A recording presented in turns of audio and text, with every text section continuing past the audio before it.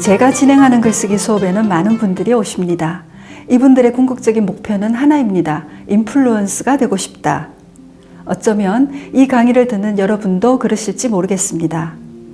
인플루언스는 말 한마디로 대중을 움직이는 영향력 있는 사람을 가리킵니다.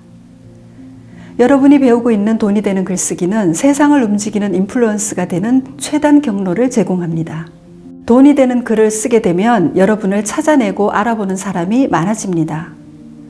여러분을 아는 사람이 많으면 많을수록 그 자체가 권력이 되고, 이런 권력을 갖게 되면 여러분은 하고 싶은 것을 아주 많이 쉽게 할 수 있습니다.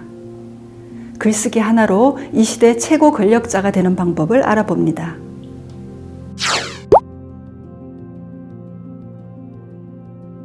여러분, 미포머라는 말을 들어보셨어요? 인터넷에는 미포머, 인포머, 마이포머 이렇게 세 부류의 사람이 존재한다고 합니다. 미포머란 나를 뜻하는 영어 단어 미와 정보 전달자라는 뜻의 인포머를 합성한 말입니다. 즉, 미포머는 인터넷에 자기 자신에 대한 정보만 줄창 올리는 사람을 말합니다. 팔을 뻗어 찍은 자기 모습을 올리는 것이 취미인 사람, 언제 어디서 무엇을 하는지 시시콜콜 중계하는 사람, 그래서 그의 근황과 일정을 동네방네 알리고 다니는 사람, 이런 사람을 미포머라 합니다. 인포머는 유용한 정보를 지속적으로 올리는 사람을 말합니다. 미포머처럼 자기 자신에 대한 정보를 올리지는 않아서 그나마 다행인데요. 인포머는 이미 널리 알려진 정보들을 재탕 삼탕하는 경우가 많습니다.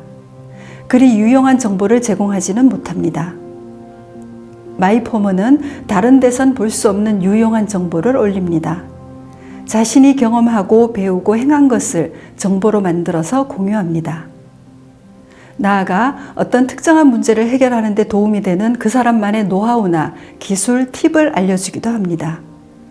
이런 사람은 어떤 문제가 생겼을 때 부탁하고 싶고 도움을 받고 싶은 그런 사람이겠죠? 인터넷에 글을 올리는 사람 대부분은 미포머에 속합니다. 마이포머는 1% 미만이라고 하고 인포머는 10%쯤 된다고 하는데요. 여러분은 어느 쪽일지 궁금합니다. 그러면 영향력이라는 권력은 이 세 부류 가운데 누구에게 있을까요? 당연히 마이포머겠죠? 영향력을 행사하려면 영향을 미칠 만한 글을 써야 합니다. 쓰고 싶은 대로 쓰고 마음대로 쓰면 자기 만족은 가능하겠지만 영향력은 미칠 수 없습니다. 독자가 읽고 싶어 하는 것을 써야만 독자의 관심을 얻어낼 수 있고 마침내 그에게서 의도한 반응을 끌어낼 수 있습니다. 그러면 대체 독자들은 어떤 글을 읽고 싶어 할까요? 독자가 읽고 싶어 하는 글은 대체로 이런 종류의 것입니다.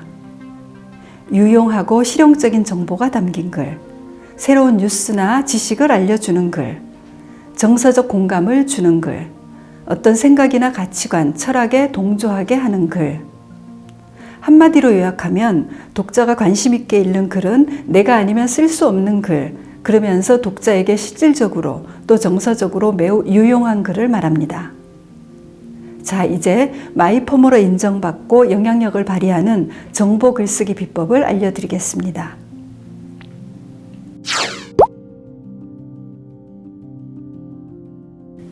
네이버에서 새로 선보인 인플루언스 검색 서비스가 있는데요. 검색을 하면 소셜미디어에서 인기 끄는 인플루언스를 찾아줍니다. 그가 만든 콘텐츠도 일일이 찾아 보여줍니다. 여러분이 마이포머 콘텐츠를 만들기만 하면 네이버뿐만 아니라 구글, 유튜브, 페이스북 같은 플랫폼들이 앞장서서 소비자와 연결시켜 줍니다. 그런데요, 이들 거대한 플랫폼들은 내용을 보고 서비스를 합니다. 이들이 가장 싫어하는 게 있는데요. 미포머가 쓴 글들입니다. 자랑 일색에다 자기 정보만 전하는 글은 검색되기 힘들다는 뜻이죠. 그런데요, 솔직히 말해서 자랑할 수 없다면 SNS에 누가 그렇게 글을 쓰고 싶겠습니까? 자랑도 하고 네이버나 구글에서 인정도 받고 그런 방법은 없을까요? 있습니다. 비법은 자랑을 정보로 만들기입니다.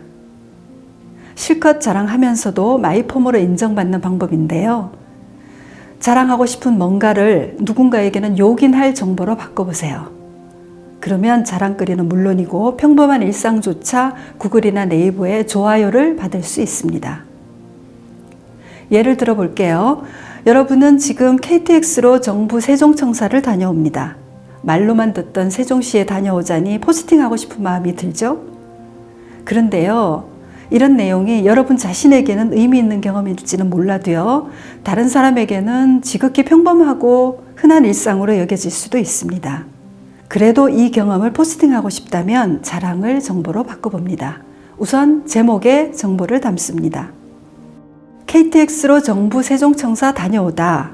보통 이런 식으로 하기 마련인데요. 이 제목을 전국에서 정부 세종청사 가장 빠르게 가는 법, 이렇게 바꿉니다.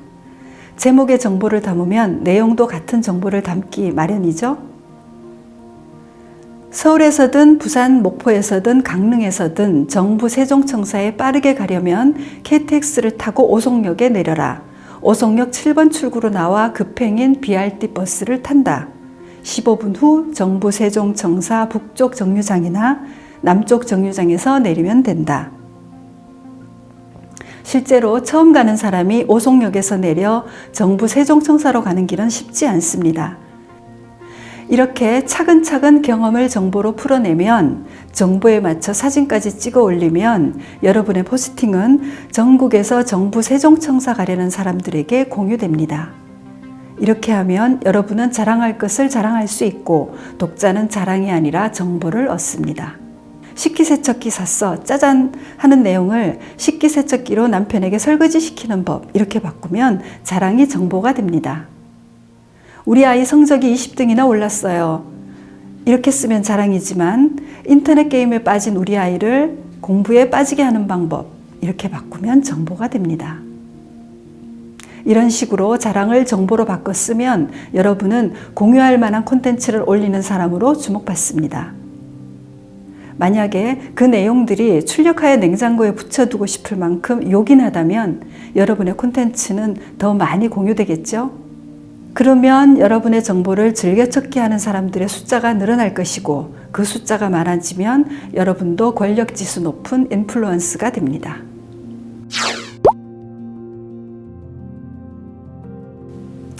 이번에는 자랑을 정보로 바꿔서 SNS에 올릴 때 잘 읽히게 만드는 공식 하나 알려드립니다. 이름하여 APT 공식입니다. A는 attention, 먼저 독자의 주목을 끕니다. 쓰려고 준비한 내용 가운데 가장 재밌거나 흥미로운 것을 도입부로 전진 배치하는 것입니다. 이어 P, 포인트, 핵심을 전합니다. 다음에 T, 독자의 반응을 요청합니다. 이렇게 APT 순서대로 쓰면 독자들이 흥미진진해하는 글이 탄생합니다. 신문이나 잡지, 방송은 물론 인터넷 기사까지 잘 먹히고 잘 읽히는 글들은 APT 공식으로 만들어졌습니다. 이 방법을 사용하면 여러분의 SNS 글도 아주 잘 읽힐 겁니다. 독자들의 흥미를 자극하는 세부적인 글쓰기 비법을 하나 더 알려드립니다. 아무리 좋은 내용도 지루하면 읽고 싶지 않죠? 그래서 글쓰기 고수들은 이야기 기법을 많이 사용합니다. 이야기 기법을 쓰면 독자가 내 글을 끝까지 읽게 만들 수 있습니다. 이야기 기법의 핵심은 궁금하게 만드는 것입니다. 글 쓰는 사이사이 이야기 문장을 추임새로 넣어보세요. 이것을 이야기 문장 쓰기라고 하는데요. 예를 들어보면요. 대체로 이렇게 씁니다. 시간 순으로 나열한 글이라 덤덤합니다. 심심합니다. 여기에 이야기 문장을 넣어 다시 써봅니다. 어떤가요? 버스 승강장 찾는 게 뭐 그리 어렵다고 하면서 글을 계속 읽게 되지 않나요? 이야기 문장을 사용하여 썼기 때문입니다. 이런 식으로 독자의 흥미를 자극하는 글을 쓴다면 독자를 끝까지 잡아둘 수 있고 SNS에서 영향력을 발휘하는 마이포머가 될 수 있습니다. 사람들이 웹페이지에 머물며 내용을 읽는 시간이 평균 4.4초에 불과하다고 합니다. 4.4초 동안 읽는 글은 25자밖에 되지 않습니다. 또 대부분의 사람들은 한 편의 글을 읽을 때 전체의 28%밖에 읽지 않는다고 하는데요. 이런 성향의 소셜 독자들에게 글쓰기로 영향을 미치려면 내 글을 끝까지 읽게 만들어야 합니다. 앞에서 알려드린 대로 앞부분에 흥미로운 내용을 배치하는 APT, 공식을 활용하시고 이야기 문장을 써서 독자를 잡아준다면 얼마든지 가능합니다. 이야기는 남녀노소 누구에게나 잘 먹히니까요. 여러분도 이렇게 사람들에게 영향을 미치는 돈이 되는 글을 써보시기 바랍니다.